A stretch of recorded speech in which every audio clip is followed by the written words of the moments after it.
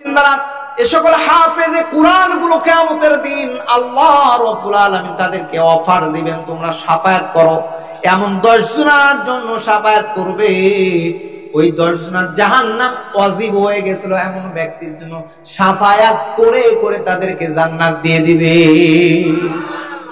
আল্লাহু আকবার। এই হাফেজে কুরআনরা বলবে, আমাকে পড়াইছে আমার উস্তাদেরা, আমার লজিং বাড়ি থেকে খাওয়াইছে, বা আমাকে মাদ্রাসায় দান করেছে, জমি দিয়েছে, আমি তাদেরকে ছাড়া, আমার পিতামাতাকে ছাড়া, আমার আত্মীয় স্বজনকে ছাড়া আমি জান্নাতে যাব না। আর এই যে চেষ্টার কথা বললাম, যে কোরআনের পড়ার চেষ্টা করতে হবে, যদি চেষ্টা করতে করতে মারা যান, আল্লাহ তাআলা আপনার আমল নামায় সে সওয়াব দিয়ে দিবে। কেমন দিবে? আল্লাহ রাসূল জনাবে মুহাম্মদুর রাসূলুল্লাহ সাল্লাল্লাহু আলাইহি ওয়াসাল্লাম, আমি আমার উস্তাদের মুখ থেকে শুনেছি, আল্লামা খালেদ সাইফুল্লাহ আইয়ুবী রাহিমাহুল্লাহ তার মুখ থেকে, জবান থেকে শুনেছি। ইমাম গাযালী রাহমাতুল্লাহি আলাইহি, মুসলমান মায়ের সন্তান একটু ভালোভাবে শুনো। ইমাম গাযালী রাহমাতুল্লাহি আলাইহি স্বপ্ন যুগে দেখলেন আল্লাহর রাসূল, আল্লাহ তাআলা স্বপ্ন দেখালেন। ওই ইমাম গাযালী অমুক গ্রামে আব্দুর রহমান নামের একজন ব্যক্তি কাটে মারা গিয়েছে, ওই গ্রামে জানাজা দেওয়ার মতো কেউ নাই, তুমি তার লাশটা সুন্দরভাবে দোয়ানোর পরে তার দাফন কাফন করবা। ইমাম গাযালী রাহমাতুল্লাহি আলাইহি চলে গিয়েছেন। যাওয়ার পরে মনে করেন ভেদুয়াবাসী এখানে আলেম যারা রয়েছেন, হয়তো এই গ্রামে জিজ্ঞাসা করেছে এখানে আব্দুর রহমান নামের কে আছে। আল্লাহর বান্দা বলেন, আব্দুর রহমান নামের কে আছে? আজকে মারা গিয়েছে। বললেন, যার কাটে একজন ব্যক্তি আব্দুর রহমান নামে, তিনি মারা গিয়েছে। মারা গিয়েছে, তার বাড়িতে যাওয়ার পরে তার লাশটা সুন্দরভাবে ধোয়ানোর পরে কাফন যখন কবরে নামিয়েছে, কবর থেকে মিশকে আম্বারের সুগন্ধ ছড়ানো শুরু হয়েছে। আল্লাহর বান্দা তার সন্তানকে বলছেন, ও আব্দুর রহমানের পুত্র, তোমার পিতার কবর থেকে মিশকে আম্বারের সুগন্ধি ছড়াচ্ছে কেন? এর ফজিলত কি? তোমার বাবা এমন কি আমল করে আমাকে জানা দাও, এমন কি আমল করে, এমন কি কাজ করে তার কারণে কবরের মধ্যে এগুলো হচ্ছে?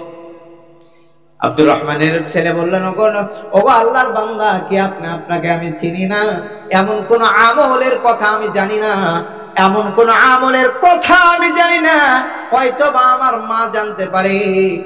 পর্দার আড়াল থেকে জিজ্ঞাসা করা হলো, আল্লাহর বান্দা, আল্লাহর বান্দি, আপনার স্বামী এমন কি আমল করে আমাকে একটু বলুন, এমন কি কাজ করে আমাকে একটু বলুন। কবরের মধ্য থেকে মিষ্টি সুগন্ধির চাইতে সুন্দর সুঘ্রাণ কবর থেকে বের হচ্ছে। আল্লাহর বান্দাকে বলছেন, আল্লাহর বান্দা, কে আপনি? আপনাকে তো চিনি না, কিন্তু আমার স্বামী এমন কোন আমল করতো না, তারপরে একটা আমলের কথা মনে পড়ে যায়। আল্লাহর বান্দা, আমার স্বামী যখন কাটতে যেত, আপনারা চিকা চিনেন না? চিকা, ওই যে কোনো কিছু খাবার টাবার ঝুলিয়ে রাখে, কি বলেন আপনারা? চিকাই বলেন নাকি? বলে। আল্লাহর বান্দা যখন কাটতে যেত, তখন কোরআনটা খুলে, কোরআন তো পড়তে পারে না, কিন্তু আঙ্গুলগুলো মিলাতো। ভালোভাবে বুঝো, পড়তে পারে না কিন্তু আঙ্গুলগুলো মিলাতো, আর বাচ্চা ছেলেদের মতো হাও মাও করে কাঁদতো। আল্লাহর কাছে ফরিয়াদ করে বলতো, মালিক, তোমার কোরআন পড়তে পারি নাই তো কি হয়েছে, কিন্তু তোমার কোরআন ফেলে দিই নাই। তোমার কোরআন পড়তে পারি নাই তো কি হয়েছে মালিক, ফেলে দিই নাই। আঙ্গুলগুলো মিলায়া রাখ, চোখের পানি ফেলে, আজকে চোখের পানি কোরআনের মধ্যে এখনো তার সাফ হয়ে আছে। আল্লাহর বান্দা বলেন, আর বলতে হবে না, কারণ কোরআনকে সম্মান দেওয়ার কারণে আল্লাহ রাব্বুল আলামিন তার কবরে মিশকে আম্বারের সুগন্ধির ব্যবস্থা করে দিয়েছে। কথা বলেন ঠিক কিনা? হাদিসের মধ্যে আছে, যারা কোরআন তেলাওয়াত করবে, কোরআন তাদের জন্য শাফায়াত করবে। সহিহ হাদিস, বুঝেন নাই? কোরআন যারা পড়বে, আল্লাহর রাসূল বলেছেন কোরআন তাদের জন্য শাফায়াত করবে। অতএব আপনাদের সন্তানদেরকে মাদ্রাসায় পড়ানোর দরকার আছে না নাই? আমরা পড়াবো তো ইনশাআল্লাহ।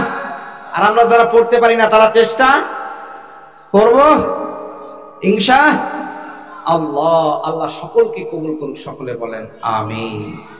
তাহলে কোরআনের সাথে এই মাদ্রাসার সাথে আমরা সকলে সম্পর্ক রাখবো, জোরে বলেন আল্লাহ কবুল করুক, সকলে বলে আমিন। আজকে যে আয়াতটা তেলাওয়াত করেছি আমরা যে আয়াতটা আজকে তেলাওয়াত করেছি সূরা আহজাবের কয় নাম্বার আয়াত? এই তো ভুলে গেছি। কি ওয়াজ করবে আর কি পরিবর্তন হবে, মানে আমার বলা পর্যন্তই আপনাদের জন্য শেষ। সূরা আহজাবের 35 নাম্বার আয়াত। গুণ কয়টা? 5 10। একটু ইয়াদ করে নেন, কয়টা? 10টা, না হলে হবে না। কিন্তু আজকে এটা মনে করিয়েন না যে মুসলমান হয়েছি বলে জান্নাতে চলে যাব, এত সহজ না। নামাজ পড়ে মনে করেছেন যে জান্নাতে চলে যাব? ইমানের দরকার আছে না নাই? সরিষার দানা পরিমাণও যদি ইমান থাকে, ওই ব্যক্তি পড়তে পড়তে পড়তে পড়তে আল্লাহর জান্নাতে যাবেই ইনশাআল্লাহ। আসুন আমরা এই মাদ্রাসা সম্পর্কে, কোরআন পড়া সম্পর্কে বললাম। মাদ্রাসায় ছাত্রদের পড়াবেন, সন্তানদেরকে পড়াবেন, মাদ্রাসার সাথে থাকবেন। যদি থাকেন লাভটা কি হবে সে সম্পর্কেও বললাম। হাফেজে কোরআনরা আপনার জন্য শাফায়াত করবে। এজন্য আমরা মাদ্রাসার প্রতি নবীর ঘর, কারণ এই মাদ্রাসা চলে এমনি চলবে না, আপনার আমার সকলের টাকা দিয়ে মাদ্রাসা প্রতিষ্ঠানগুলো চলবে। এজন্য আমাদের সকলের জন্য, সকলের এই মাদ্রাসা দিকে নেক নজর দেওয়ার দরকার আছে না নাই? আমরা দিব ইনশাআল্লাহ। আসুন মূল আলোচনার দিকে যে চলে যাই আমরা, কারণ সংক্ষিপ্ত সময়। আমল, আল্লাহ যেন আমাকে আমল করার তৌফিক দেয় এবং আপনাকেও এর উপরে আমল করার তৌফিক যেন দেয়। সূরা আহজাবের 35 নম্বর আয়াত, নাজিলের প্রেক্ষাপট। কেন নাজিল আল্লাহ করলেন, দরকার আছে না নাই? আলোচনা করতে 5টা জিনিস লাগে। 1 তেলাওয়াত শুদ্ধতা, তার অর্থ, 3 শানে নুজুল, 4 তাফসীর, 5 প্রেক্ষাপট। প্রেক্ষাপটটা কি, তাফসীরটা কি? আল্লাহ রাসূলকে উম্মুল মুমিনিন উম্মে সালামা রাদিয়াল্লাহু তাআলা আনহু জিজ্ঞাসা করলেন, ও নবীজি, ইয়া রাসূলুল্লাহ, ইয়া হাবিবাল্লাহ, কুরআনুল কারীমের মধ্যে শুধু নারীদের, খালি পুরুষদের কথা বর্ণনা হয়, এখানে নারীদের কথা কোনো বর্ণনা নাই, কিন্তু ইসলামের মধ্যে নারীদের মর্যাদা কম দিয়েছে না বেশি দিয়েছে? কথা বলেন, বেশি দিয়েছে। কিন্তু আজকে নারীরা মানতে চায় না। কেন বেশি দিয়েছে? নাম্বার 1, কোন নারী যখন কারোর সাথে বিবাহ বন্ধনে আবদ্ধ হবে, আল্লাহ তাআলা ওয়াআতুন নিসা সাদকাতিহিন্না নিহলা, তাদের জন্য মহারণার ব্যবস্থা করছে না করে নাই? এদিকে করে নাই, কি করে নাই? 2, তাদের জন্য কি, যখন তার পিতামাতা মারা যাবে ওই সম্পদের ভাগ আল্লাহ তাআলা ব্যবস্থা করে দিয়েছে না দেন নাই? আবার বিয়ের সময় মনে করেন 1-1.5 লোক খাওয়ানো, আবার পালসার না দিলে তো চলেই না। ওইদিকে নেই না, আমাদের এদিকে নেই। ওইদিকে অ্যাপাসি, মানে হট টেম্পারওয়ালা গাড়িগুলো আপনাদের দরকার। তার মানে আবার বিয়ের সময় গাড়ি দিচ্ছে। দেখেন, একটা বাপ মা তার মেয়েকে 20 বছর বা 25 বছর লালন পালন করার পরে বিয়ের সময় খাওয়া দাওয়া, বাড়ির আসবাবপত্র, ফ্রিজ, টিভি, আস্তে বলেন, কারা কারা নিছেন হাত তুলে দেখান। এই তো বিয়েই করে না এখনো, মানে ওর ইচ্ছা আছে নিবে।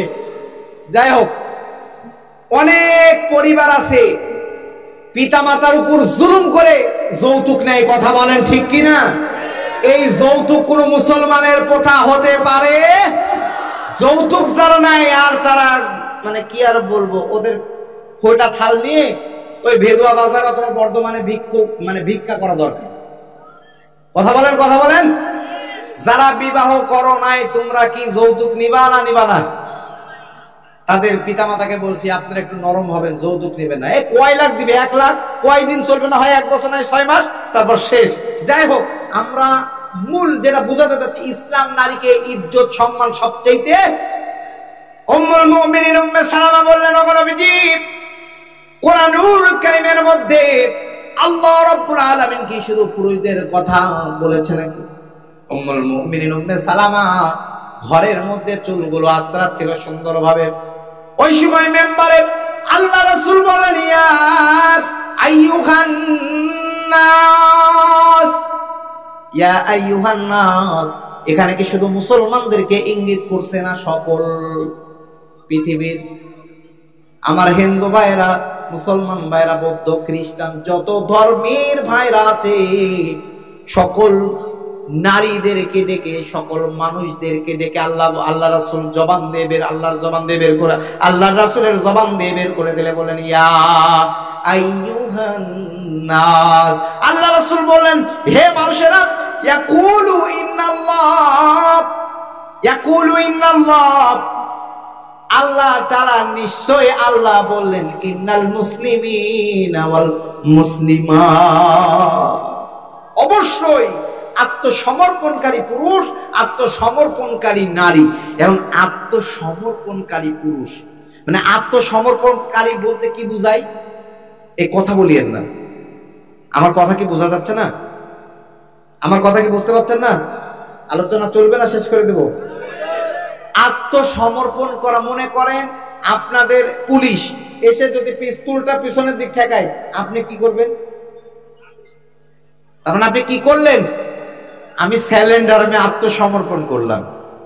আত্মসমর্পণকারী পুরুষ এবং নারী। এখন বলেন, যারা সালাত আদায় করেন দৈনিক কয়বার আত্মসমর্পণ করেন? নামাজের মধ্যে আল্লাহর বরত্ব বর্ণনা করলেন, আর আপনি আল্লাহর কাছে স্যালেন্ডার হলেন। এখন আল্লাহর কাছে আপনি আত্মসমর্পণ করলেন, নামাজ পড়ার পরে মসজিদ থেকে বের হয়ে অন্যের জুতা নিজের মনে করে নাই, এরকম কিছু মুসল্লি সমাজে আছে না নাই? এরা কি আত্মসমর্পণ করলো? বইনের ভাগ মেরে নিজের নামে নিয়ে নেয়, এরকম আছে না নাই? পিতা মাতাকে ভালো মন্দ খাওয়ায়া ভেদুয়া বা বর্ধমানে যে বোন ভাইয়ের জমিগুলো নিয়ে, যে ভাই একটু থাকে কাছে তার নামে নিয়ে নেয়, এরকম সমাজে আছে না নাই? বলেন, আছে না নাই? অন্যের জমি নিজের মনে করে আল ঠেলতে কোদাল মারতেই থাকে, এরকম আছে না নাই? সব জায়গাতেই আছে। তাহলে এই লোক কি আত্মসমর্পণ করলো? জোরে বলেন, করলো? আত্মসমর্পণ করা লাগবে। আল্লাহ রাব্বুল আলামিন বললেন, ইয়া আইয়ুহাল্লাযীনা আমানু দুখুলু ফিস-সিলমি কাফা। ওহে যারা ঈমানের দাবিদার, নিজেকে মুমিন দাবি করো, ভালোভাবে কথাগুলো বুঝবেন। বাজান, আমি আপনার দিলের কাছে কথাগুলো রাখতে আসছি। ওয়ানুনাজ্জিলু মিনাল কোরআন মা হুয়া শিফা। কোরআনটা হলো ওষুধ। কাদের জন্য জানেন? ওয়া রাহমাতুল লিল মুমিনিন, যারা মুমিন। ওয়ালা ইয়াজিদুজ জালিমিনা ইল্লা খাসারা, যারা বেঈমান, যারা মুরতাদ, যারা মুনাফিক, তাদের কাছে কোরআনটা ক্ষতির কারণ। কথা বলেন ঠিক কিনা? তাহলে আমরা কোরআন থেকে আলোচনা শুনবো। যে আলোচকই আলোচনা করুক, আমরা কোরআন হাদিসের বাইরে কথা শুনবো। কারণ যতক্ষণ কথা হবে সওয়াব দিবেন কে? আরজ ধরে বলেন কে? আমি তো বর্ণনা করলাম না, আল্লাহ বলছেন সূরা আরাফে 204 নম্বর আয়াত, ওয়াইদা কুরিয়াল কুরআন ফাসতামিউ লাহু ওয়া আনসিতু লাআল্লাকুম তুরহামুন। যখন বান্দা কোরআনুল কারীমের তেলাওয়াত শুনে, কোরআনুল কারীমের কথাগুলো শুনে, তোমরা যদি শ্রবণ করো আর চুপ থাকো, আমার আল্লাহ তাআলা আসমান থেকে তোমাদের উপর রহমত নাযিল করবে।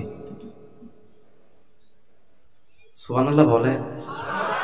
বাংলাদেশ থেকে যদি মমতাজকে নিয়ে আসতেন, এখানকার মমতা ব্যানার্জি নয়, শিল্পী মমতাজ, অথবা যদি অরিজিৎ সিংকে নিয়ে আসতেন, তাহলে তো বলতে দেরি, আপনার হাত চলতে দেরি হতো না। কার লুঙ্গি যে কোথায় থাকতো আল্লাহ ভালো জানে। এ বলেন, কথা বাস্তব না অবাস্তব? আল্লাহ তা আপনার উপর রহমত নাজিল করছে, তো সুবহানাল্লাহ আসতে বলে হবে না, মন সাবাই দেওয়া লাগবে। জোরে বলেন না সুবহানাল্লাহ। পবিত্রতা কার বর্ণনা করলেন? আরে মুসলমান মায়ের সন্তান বললেন, আল্লাহ তাআলা আসমান জমিনের ফাঁকা জায়গাগুলো নেকি দ্বারা পরিপূর্ণ করে